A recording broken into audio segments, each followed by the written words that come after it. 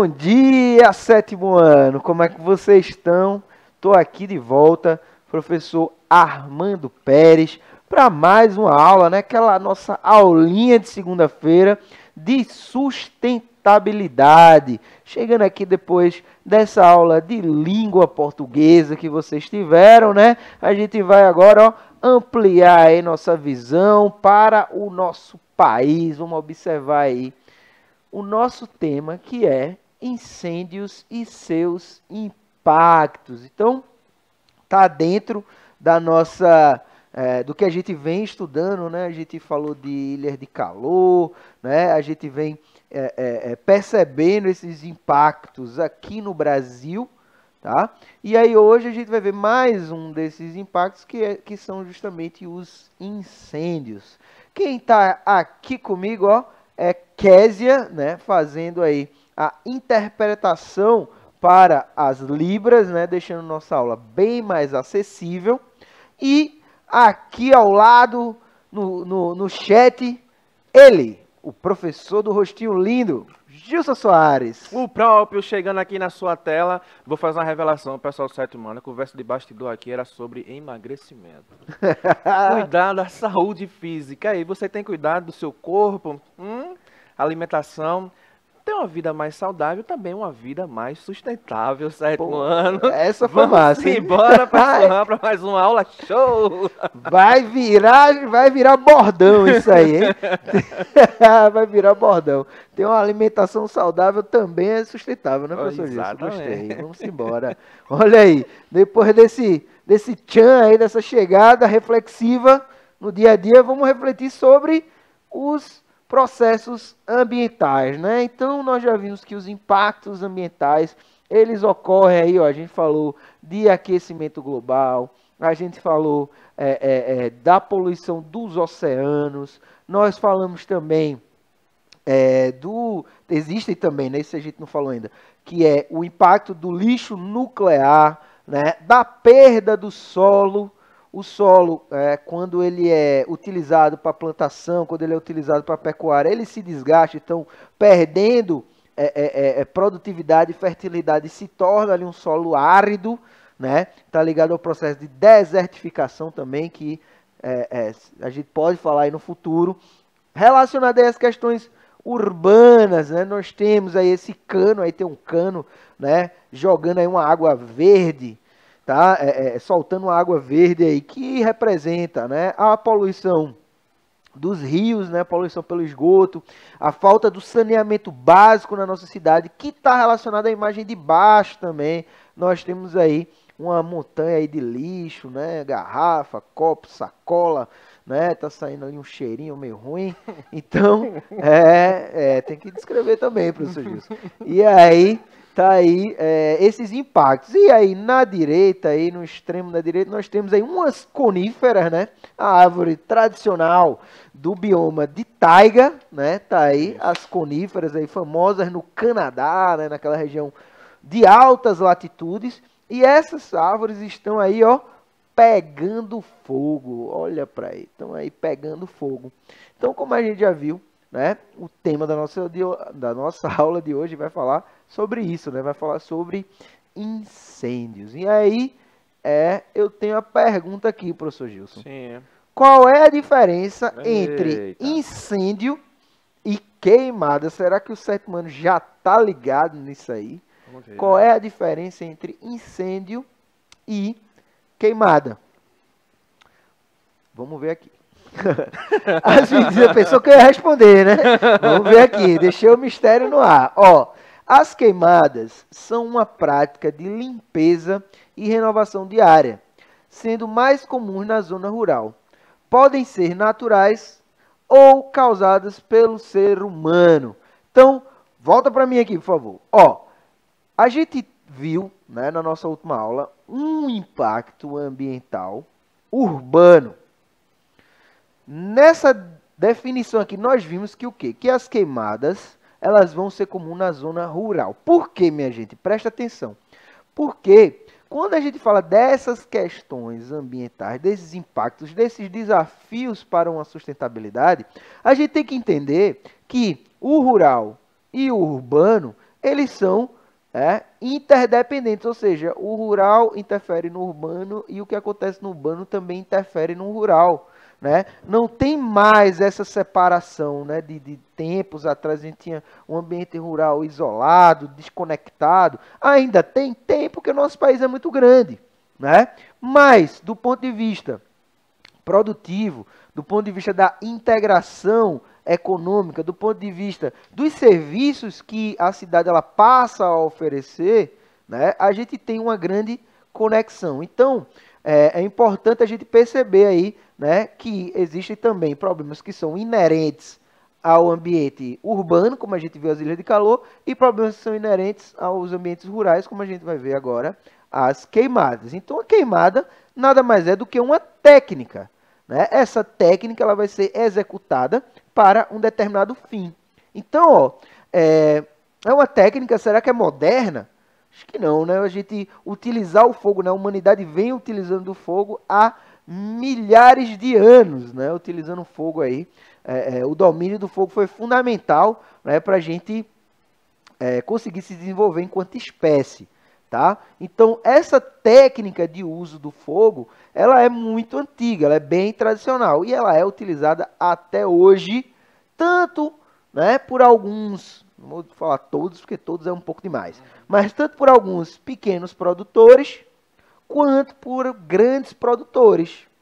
É só pegar, por exemplo, né, quem já esteve aí viajando pelo litoral, tanto norte quanto sul, a gente vai ter um momento do ano, professor Gilson, não sei, acho que em São Lourenço não dá para ver não, né? Acho que não. Ver aquelas queimadas gigantescas nos canaviais.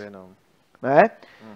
Então, é uma técnica, né, de colheita, você atear fogo ao canavial. Por quê?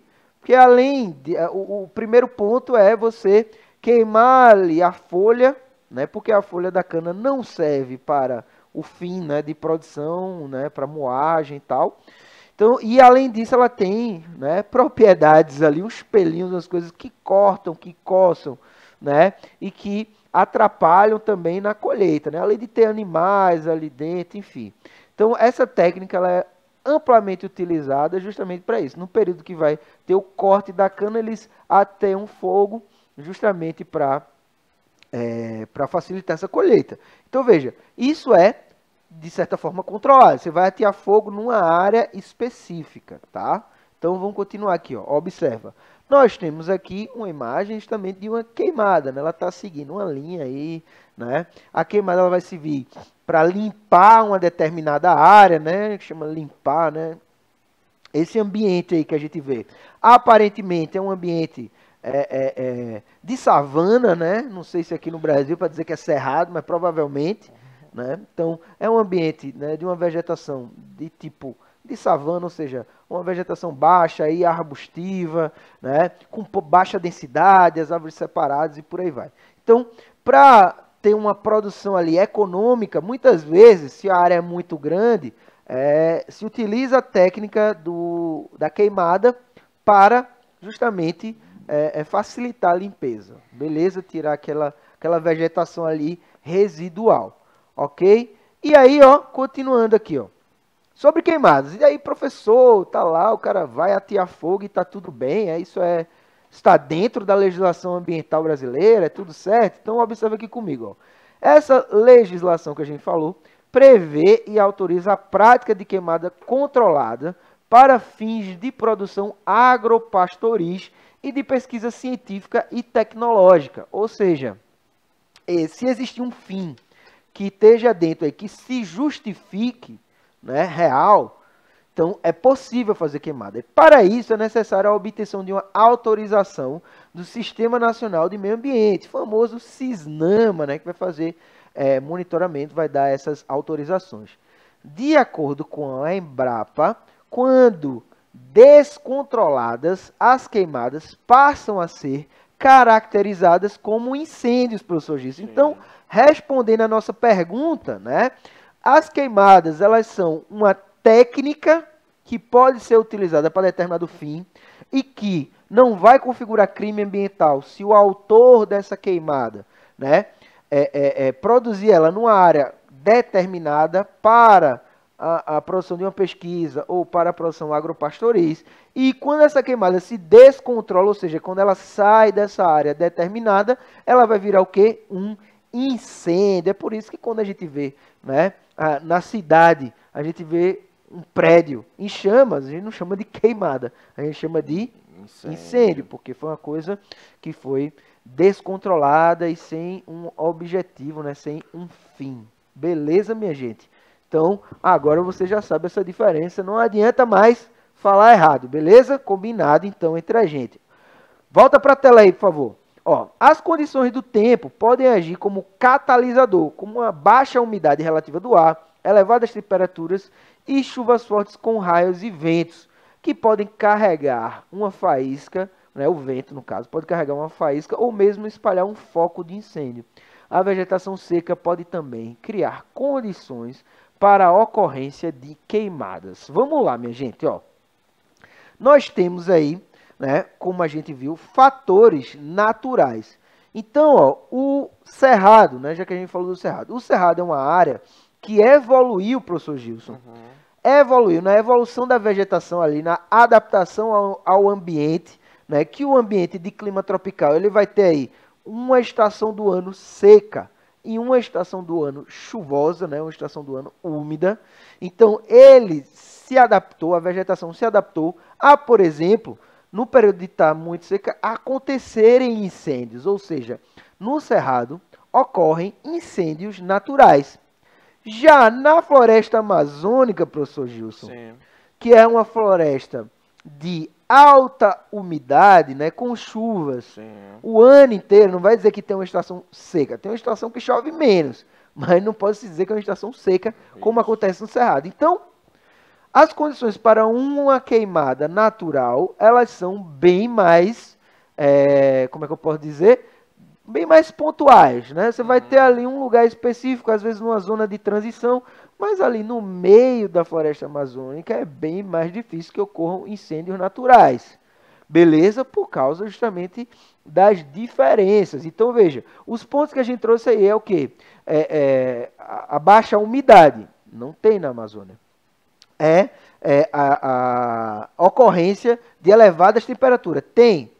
Mas lá no caso, como tem muita vegetação, o aumento da temperatura aumenta a umidade do ar, porque vai aumentar a evapotranspiração.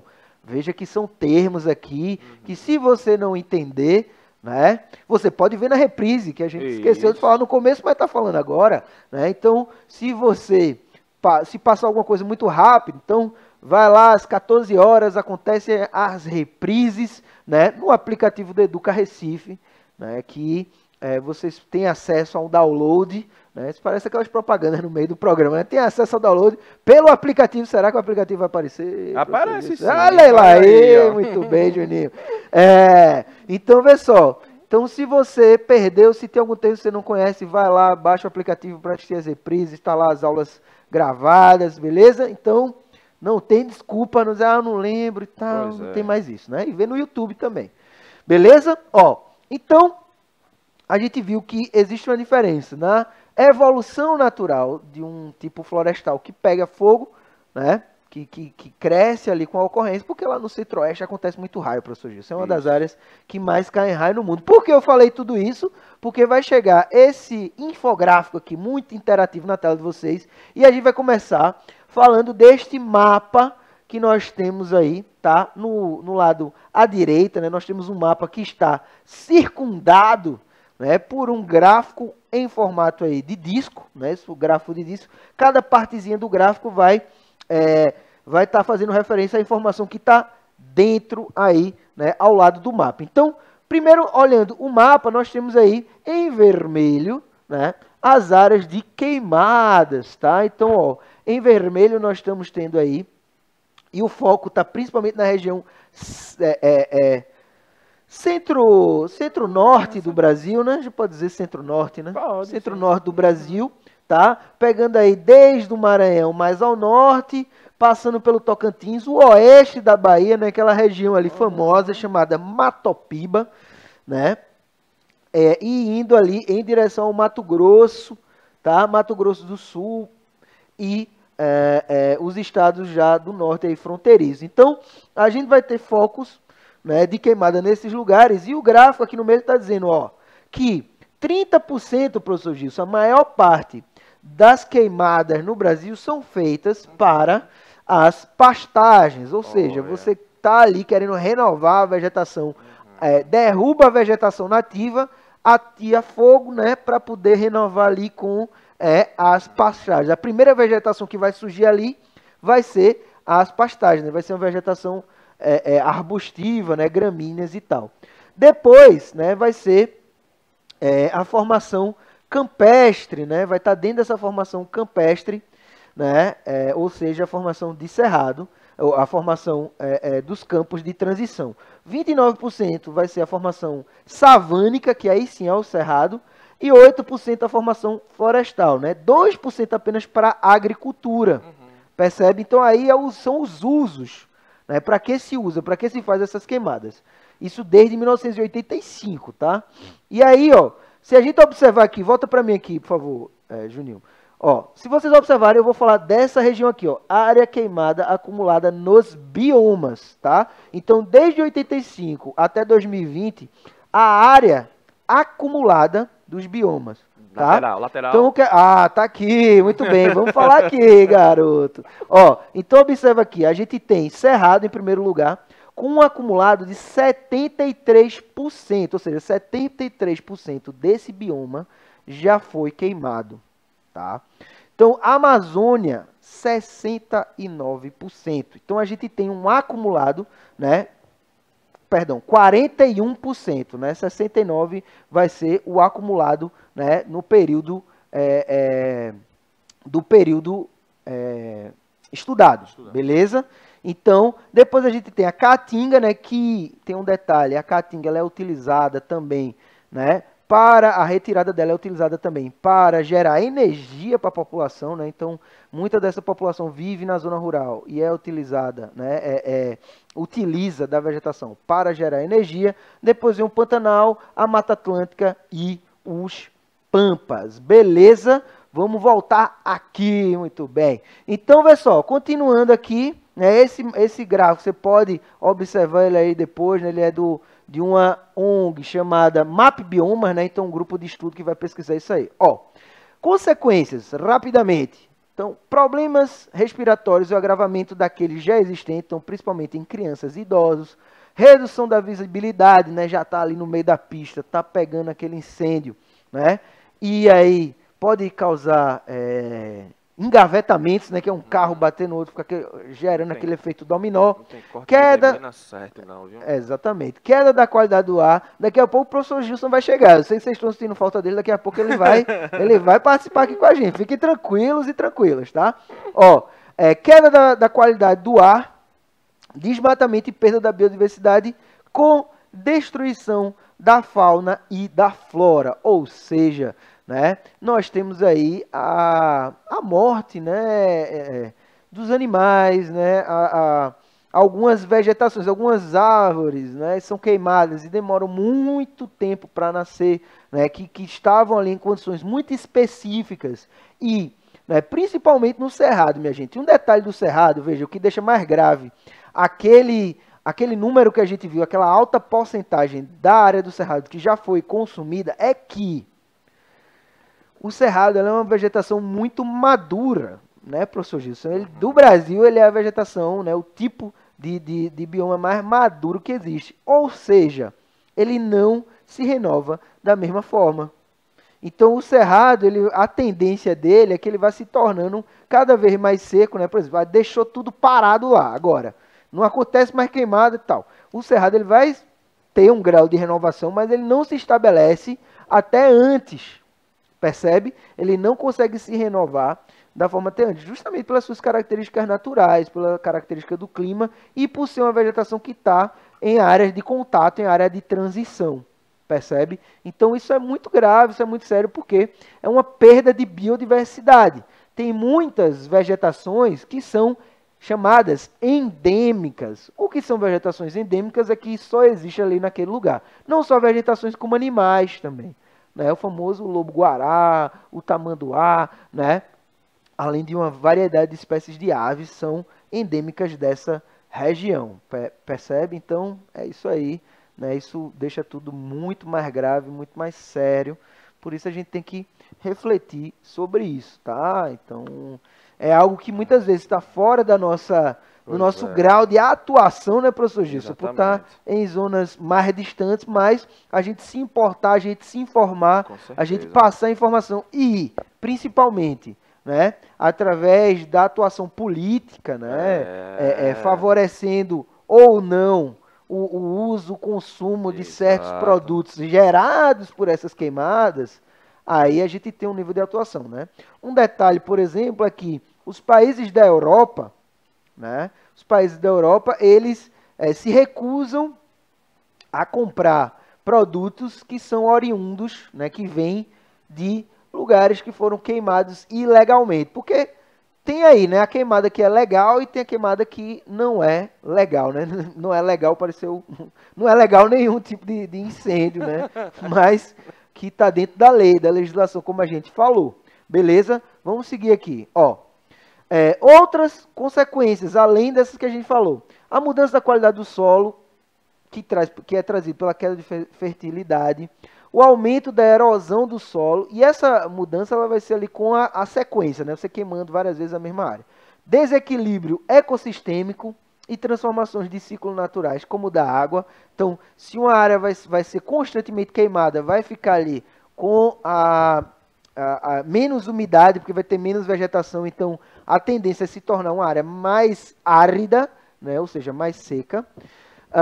Emissão de poluentes na atmosfera e o aumento do efeito estufa, contribuindo para o aquecimento global. Então, veja, se a gente já falou que as ilhas de calor vão gerar aí uso de mais ar-condicionado, vão gerar aí também mais efeito estufa, o fato das queimadas acontecerem também vão estar incluídas nesse processo, né, minha gente? Então, ó, só para vocês entenderem que existem técnicas naturais, né? Que é justamente aqui uma técnica indígena, uma técnica cabocla, uma técnica, né, do pequeno produtor ali do interior, né? É justamente a técnica de fazer o aceiro, né? Que é essa técnica aí também conhecida como coivara, né, professor Gilson? Que aí você vai, ó, você observa nessa imagem da esquerda, você vê duas pessoas, você vê uma área central, que é a área de roça de toco, né? Que tem um monte de toco, você derruba a vegetação e aí, veja, é de uma área, né, para pequenas produções, né, produção de subsistência, tá? Então, ao redor dessa área que vai ser queimada, ele faz aí como uma vala, percebe, Gilson? Ele Sim. tira toda a vegetação, deixa só na terra, né, no solo, que é, minha gente, para que não aconteça, né, para que esse fogo ele não se expanda para além da área que precisa ser queimada. Então, veja, isso é uma técnica, foi desenvolvida através da vivência, através dos conhecimentos dos povos tradicionais, tá? E visa justamente você minimizar essa chance de incêndio. Então, além disso, essas áreas elas vão passar por rotações, né? Vão passar por rotações porque, como a gente viu, se você queima muito a mesma área, você vai perdendo, né, a fertilidade do solo. Então, aqui, ó, um exemplo aí dessas queimadas, né? Você vê que a área ela tá aí Ei. separada, né? Então veja, até no grande negócio tem técnica, né? Você vê a É, área ela tá separada aí, nitidamente demarcada, que é para não expandir essa justamente. queimada aí, né? Como eu imagino satélite, parece que é bem pequeno esse espaço, Oh, né? vai Só que lá. de perto a gente vê que deve ser bem maior. E aqui, professor Gilson, ó, Sim. aqui é onde a gente vai conversar. Nós temos numa imagem de satélite, a gente consegue ver aí uma área destacada em amarelo, né? E tem o nome fumaça. Vamos observar essa data aí, 16 de 9 de 2020, ou seja, quase, né, 2 anos, né? Anos. 2020, setembro de 2020. Por quê? Então a gente tem fumaça. Onde tem fumaça, professor Gilson? Tem fogo. Você se lembra, corre o professor Gilson aqui. Você se lembra, professor Gilson, Sim. do dia do fogo, Olha aí, ó.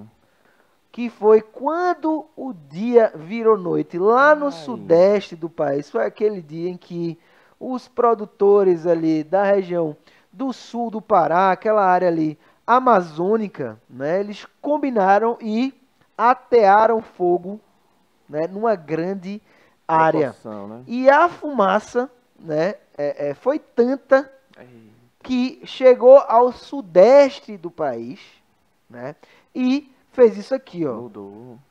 Há 2 anos, né? E aí, no caso, há 2 anos dessa reportagem, tá? Que tem um QR Code ali para os Sim. professores quiserem utilizar. Os incêndios criminosos na Amazônia viajava milhares de quilômetros até o sudeste. E aí tá aqui a imagem, né? Uhum. A foto, né? Do dia em que virou noite, né? O dia virou noite. Por quê? Porque foi tamanha a quantidade de fumaça que chegou, né, que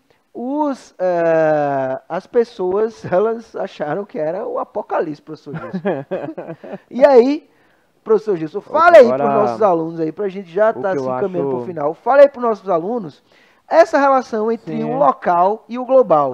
Para eles sim. perceberem isso a partir da Sim, geografia. sim, Diz aí sim, para porque eles. muitas vezes a gente acha que o simples ato que está acontecendo em determinado local, por exemplo, queimada lá na Amazônia, aí, não, professor, só vai atingir ali a atmosfera da Amazônia, não, a gente tem toda uma dinâmica no globo terrestre, as massas de ar, e aí vão lá impulsionando para outras localidades. Então, muitas vezes, aqueles pequenos atos, aí vai somando com um, vai somando com outro, vai somando com outro, aí vai dar reflexos globais.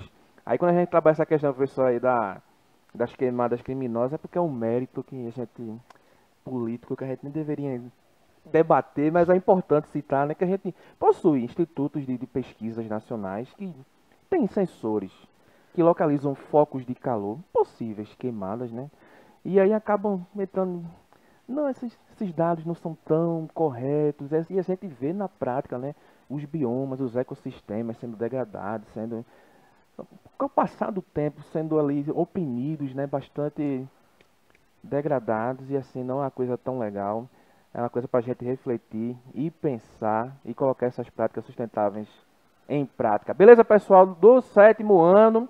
Um beijo do rostinho lindo. Valeu, minha gente. Então veja só, não adianta ter só o discurso, né? A É gente tem isso. que buscar a prática, percebe? Então, ó, como tarefinha de casa, eu vou deixar para vocês o seguinte, ó. Cleiton vai jogar aí na tela, né? Vocês estão vendo esse QR Code aí? Então, vamos ler essa reportagem, que ela é muito instrutiva, né? Sobre todas essas questões que nós falamos aqui. Então você vai aí, aponta o leitor de QR Code, né? Os professores e professoras da rede também, né? Podem trazer para a sala de aula essa reportagem, podem abordar, trabalhar, porque ela é muito instrutiva sobre essas consequências, né? E sobre todos esses aspectos, desde os aspectos sociais, econômicos, aos aspectos políticos também, que estão inerentes a isso. Eu vou me despedir de vocês agora, né? Desejando uma boa semana para o 7º ano, né? Um forte abraço. Até a próxima. Tchau, tchau.